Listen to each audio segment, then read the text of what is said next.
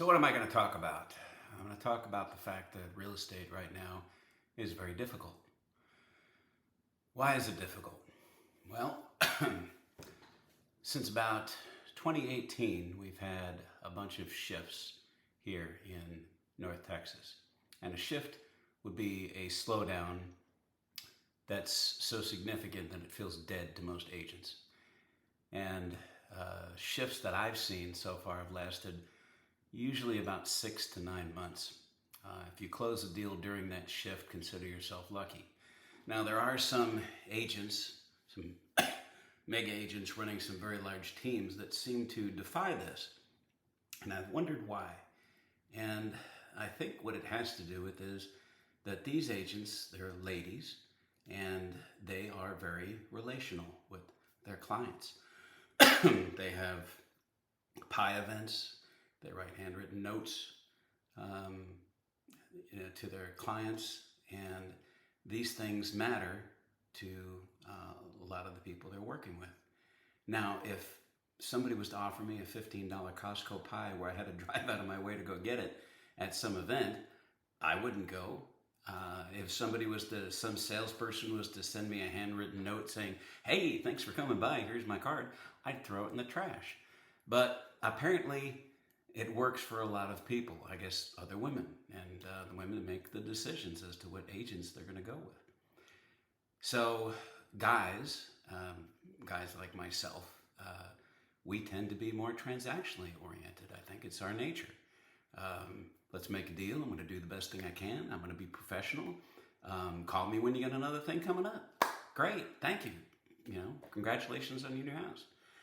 And that's not the best way to build a long-term business in residential real estate. So that is something that I've come to realize. So what does that do for me? Well, not a heck of a lot.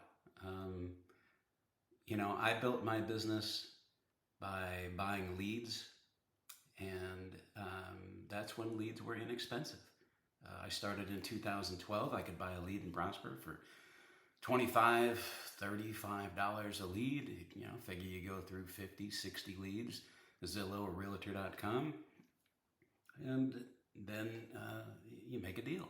And even back then, when a house was a lot cheaper than it is now, you could buy a house in Prosper for a nice house for $450, $500, really nice house. Obviously, it paid off. Now what's happened is that over a very short period of time, they started increasing the prices of the leads and diluting the quality of the leads. There were several studies that were done. I think it was Karlan that did a study that showed that they were, even though the same number of people, percentage-wise, between 2012 and 2018, got their realtors from online. I think it was like 9%. And that hadn't changed between those two dates. Yet they were providing something like 10 times more leads, these lead generators. So obviously what they'd done is they diluted the quality of the leads by 10 times.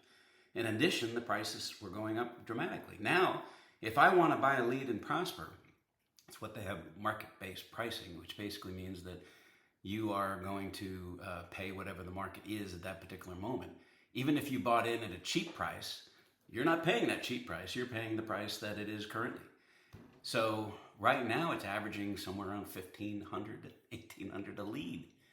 So you can imagine, even at close to $1 million average price in Prosper, and you've got to go through 50, 60 leads, there's no money to be made. But what's happened is that a lot of people, they want to buy into the market. So they grab it when they can. They spend all their money thinking they're going to buy in. They realize too late that, oops, I've just dumped all my money down the toilet. And Zillow finds more suckers to do the same thing.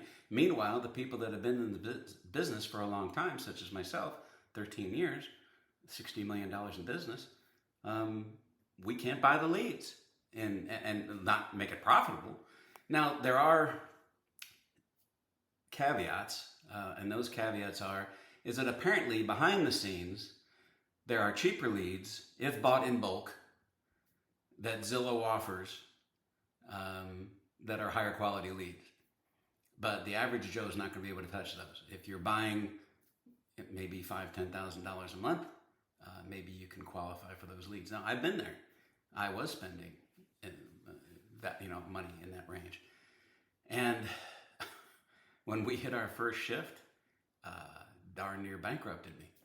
So because I had these commitments, at 5, 7, 8 grand a month. I don't remember what it was. This was 2018, but it was substantial. I was spending close to, in 2018, 17, I spent close to 100 grand in buying leads from all sources, and I had a team of 5 agents. So that's the situation with residential real estate. So how do we fix it? Well, I can't change my personality. I still don't I don't see the point in buying pies, and I don't see the point in writing notes. I'm sure the ladies are screaming and going, "You idiot." But what I'm hoping to do is maybe create a channel where people can come and they can get information about the market, get information about what it's like to be in real estate, and hopefully that will be my relational way of working with people. So this is the first video in a series such as that. And I've got a lot to say. Right now, I really didn't know what it was I was going to talk about today, but I thought I'd do kind of an intro. And at least on the current situation. But I can talk about the settlement which is coming up, which is horrible.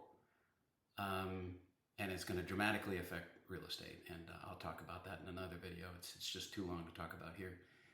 And I'll give advice about properties and how I work with people when I'm working as a buyer's agent, what I look for, how I work with people when I'm a listing agent, what I try to get people to, how to set up their house and how to display it. And, so that's my story, and I'm sticking to it.